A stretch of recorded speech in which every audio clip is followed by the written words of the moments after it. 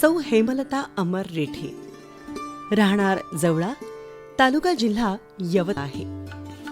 तुटक्या झोपडीचं महाल करी, हरहुन्नरीचे तू प्रतीक आहे.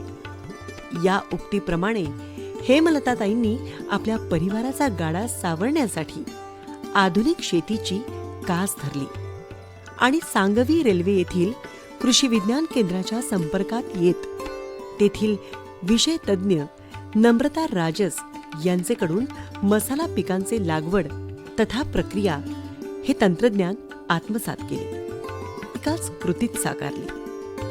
आज त्या स्वतः 16 प्रकारचे मसाले उत्पादित करतात.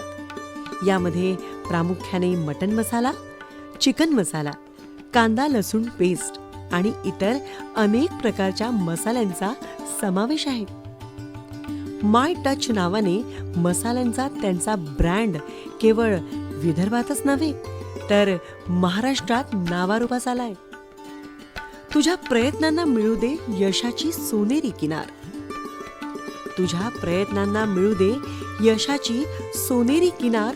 लक्ष लक्ष दिव्यांनी उजळू दे तुझा संसार.